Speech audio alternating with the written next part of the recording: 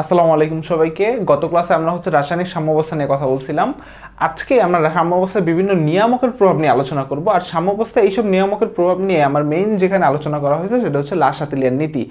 লাসাতিলিয়ান নীতিতে কি বলা আছে যে কোনো উভমুখী বিক্রিয়ার সাম্যাবস্থা একটি নিয়ামক এর পরিবর্তন করা হলে সাম্যের অবস্থান ডানে বা বামে এমনভাবে পরিবর্তিত হয় যাতে সেই নিয়ামকের প্রভাবটা প্রশমিত হয়।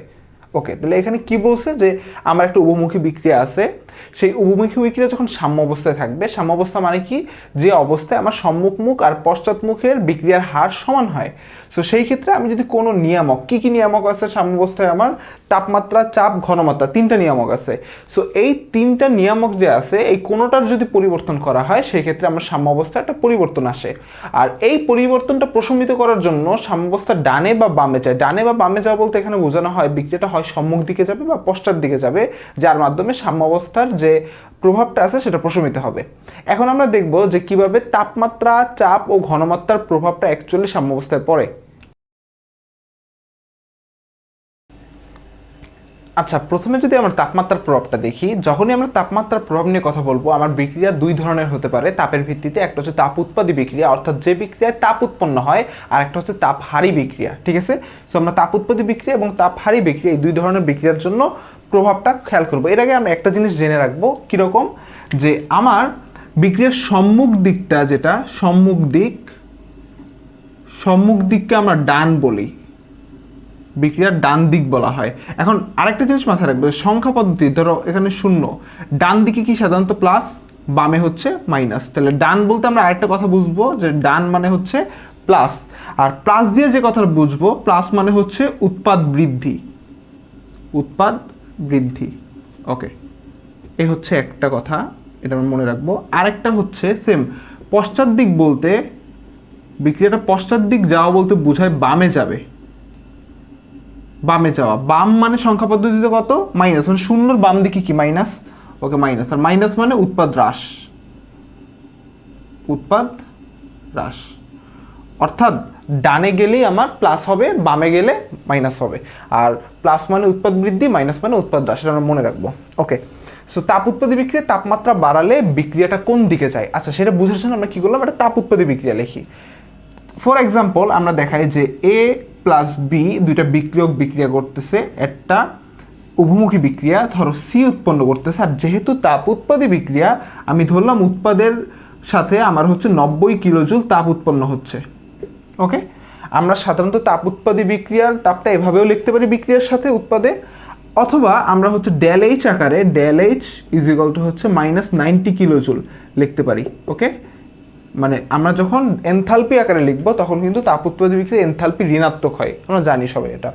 ওকে, এখন এটা হচ্ছে বিক্রিয়ার সাম্য অবস্থা, এটা একটা তাপ উৎপাদী বিক্রিয়া। আমরা কেন তাপ উৎপাদী বিক্রিয়া বলতেছি, যেহেতু এটা একটা উভমুখী বিক্রিয়া, সবসময় মাথায় রাখতে হবে আমার একটা বিক্রিয়ার নামকরণ করা হয় তার সম্মুখ দিকের প্রকৃতির উপর নির্ভর করে। যেহেতু এটা উভমুখী বিক্রিয়ার সম্মুখ দিক হয় তাপ উৎপাদী, সবসময় উভমুখী বিক্রিয়ার সম্মুখ দিক হবে তাপ উৎপাদী, আর পশ্চাৎ দিকটা হবে তার ঠিক উল্টা, কি হবে, তাপহারী। সো একটা বিক্রিয়ায় দুইটা জিনিসই কিন্তু আমার থাকবে।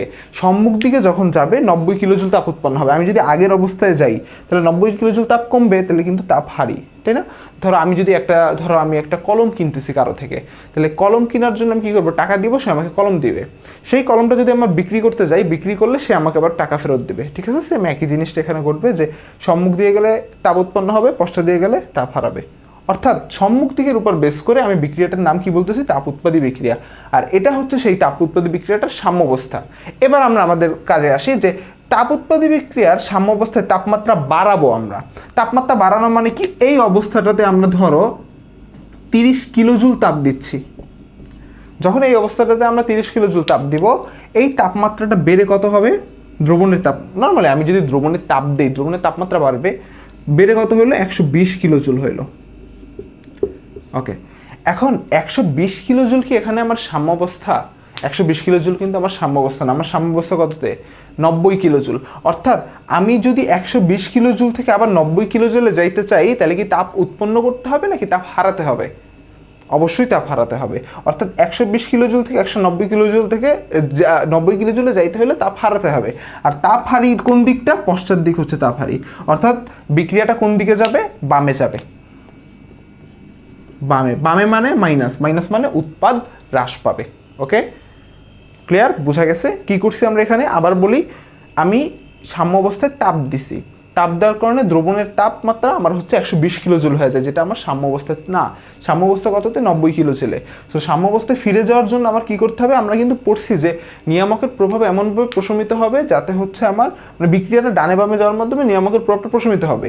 সো 120 কিলো জুল 90 কিলো জুলে যাওয়ার জন্য কি করতে হবে? বিক্রিয়াটা পশ্চাৎ দিকে যাবে, মানে তাপ হারাবে, ঠিক আছে? অর্থাৎ বিক্রিয়াটা বামে যায়। ক্লিয়ার?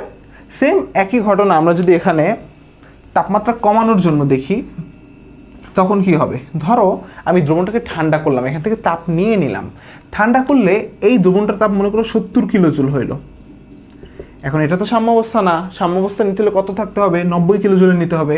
90 কিলো জুলে নিতে কি তাপমাত্রা বাড়াতে হবে, তাপমাত্রা বাড়াতে মানে তাপ উৎপন্ন করতে হবে, অর্থাৎ বিক্রিয়াটা সম্মুখ দিকে যাবে। আর সম্মুখ দিকে যাওয়া মানে কি? ডানে যাবে। ডানে যাওয়া মানে কি? প্লাস। প্লাস মানে কি? উৎপাদ বৃদ্ধি। ক্লিয়ার? আশা করি এটা বুঝতে পারছো।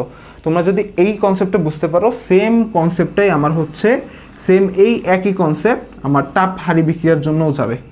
সেম কনসেপ্ট তাপ হারি বিক্রিয়ার জন্য কীরকম? আমার ধরো একটা তাপ হারি বিক্রিয়া আছে, a plus B C minus 90 দিলাম। ওকে, যে উৎপাদে যে তাপ উৎপন্ন হয়েছে সেটা হচ্ছে বিক্রিয়ক তাপের চেয়ে 90 কিলো জুল কম, ঠিক আছে? সো যেহেতু 90 কিলো জুল কম, আমরা এটাকে এই সাইডেও প্লাস 90 আকারে দিতে পারতাম, সমস্যা নাই। সো এবার আমি যদি এখানে তাপ দেই, কি করব? তাপমাত্রা বাড়ালে, তাপমাত্রা বাড়ালে মানে কি? এখানে প্লাস 30 করব, তাই না? তাপমাত্রা বাড়াইতেছি মানে প্লাস 30 কিলো জুল দিছি। মাইনাস 90 আর প্লাস 30 কত? মাইনাস 60। তো মাইনাস 60 থেকে মাইনাস 90-তে যাওয়ার জন্য কি তাপমাত্রা কি আরও মাইনাস মানে মাইনাস তাপমাত্রা করতে হবে। এটা যদি প্লাস হয় তাহলে এখানে মাইনাস যাইতে হবে আগের অবস্থায় যাইতে। তো এটা যেহেতু তাপ হারি বিক্রিয়া, তাহলে সম্মুখ দিক তাপ হারি, পশ্চাৎ দিক তাপ উৎপাদী। অর্থাৎ তাপ মাইনাস 60 থেকে মাইনাস 90-এ যাওয়ার জন্য আমার তাপ হারাতে হবে। আর তাপ হারানো মানে হচ্ছে সম্মুখ, মানে ডানে যাবে, মানে প্লাস। আর তাপমাত্রা কমালে কোন দিকে যাবে? বামে যাবে। ক্লিয়ার? আশা করি এটা ভালো মতো বুঝতে পারছো। এটা হচ্ছে আমার তাপমাত্রার প্রভাব। এখন আমরা হচ্ছে ঘনমাত্রার চাপের প্রভাবটা দেখব, যে আমার একটা রাসায়নিক মানে উভমুখী বিক্রিয়া এ থেকে আমার বি উৎপন্ন হচ্ছে। সেই ক্ষেত্রে জাস্ট কি হবে? যদি বিক্রিয়কের ঘনমাত্রা বাড়াই তাহলে উৎপাদ বাড়বে, উৎপাদের ঘনমাত্রা বাড়ালে বিক্রিয়ক বাড়বে। অর্থাৎ কি? বিক্রিয়কের ঘনমাত্রা যদি বাড়াই তাহলে বিক্রিয়াটা কই যাবে? ডানে যাবে। ডানে যাওয়া মানে কি? উৎপাদ বৃদ্ধি। আর যদি বিক্রিয়কের ঘনমাত্রা কমাই তাইলে কি হবে? আমার বিক্রিয়াটা বামে যাবে, মাইনাস। পানির পিস্টনের মতো কল্পনা করতে পারো, যে দুইটা ব্যালেন্স অবস্থায় আছে, এখানে যদি এক্সট্রা পানি দেই তখন কোন দিকে ফ্লোটা কোন দিকে হবে? তার অপোজিট দিকে। ওকে, আচ্ছা। আবার উৎপাদ বাড়ালে আমার বিক্রিয়াটা কি হবে? বামে যাবে।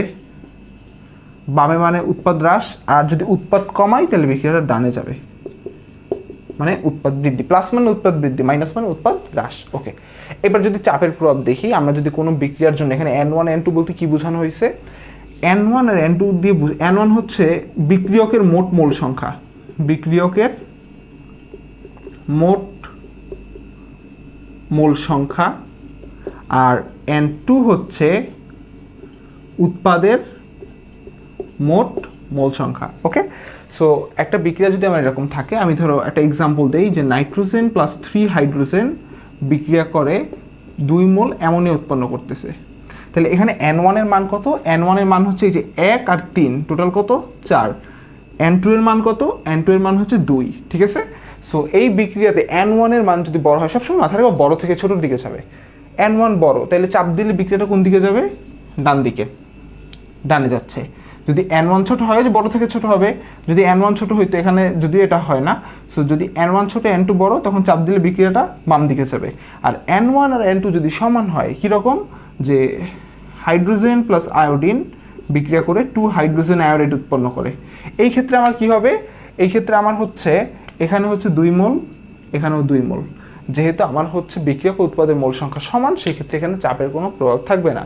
এখানে একটা জিনিস আমাদের মনে রাখার বিষয়, যে এই যে চাপের প্রভাবটা শুধুমাত্র গ্যাসীয় সাবস্টেন্সের জন্য হবে, মানে যারা গ্যাস শুধু তাদের জন্যই চাপের প্রভাবটা হবে।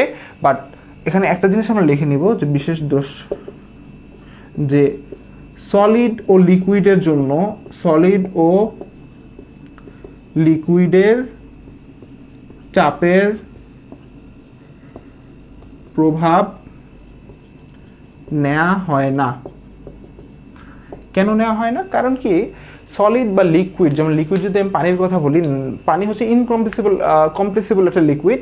সো পানি, আমি একটা 5 লিটার গ্যাসকে যদি আমি চাপ দেই তার আয়তনটা অনেকাংশে সংকুচিত হয়ে যাবে, কিন্তু পানির বেলায় ব্যাপারটা সেম রকম না। সেখানে আমার পানিটা কমপ্রেস হয় না, সংকোচন হয় না। সো সেখানে চাপের প্রভাবটা টোটালি ভিন্ন।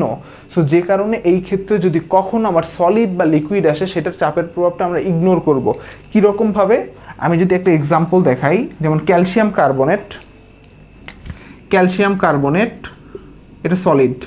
আমরা সলিড থাকলে এই জিনিসটা খেয়াল করব, সেখান থেকে বিক্রিয়া করে আমি এভাবে লিখি ক্যালসিয়াম অক্সাইড, এটাও সলিড, কার্বন ডাই অক্সাইড এটা গ্যাস। যদি কখনো এরকম থাকে, আমরা চাপের প্রভাব কীভাবে করি? অনেকে আমরা কী করি যে বিক্রিয়কের মোল সংখ্যা হচ্ছে 1, উৎপাদের মোল সংখ্যা, টোটাল মোল সংখ্যা হচ্ছে 2। আসলে ব্যাপারটা ভুল। যখন আমরা সলিড দেখব, সলিড দেখা মানে কি না দেখার মতো, যে ও নাই এখানে, সলিড মানে নাই, বাদ, শুধুমাত্র কাঠটা ধরবো, গ্যাসেরটা ধরবো। আশা করি আমরা সাম্যাবস্থার বিভিন্ন নিয়ামকের উপর যে প্রভাবগুলো পড়ে সেগুলো খুব ভালোভাবে বুঝতে পারছি। ওকে, ধন্যবাদ।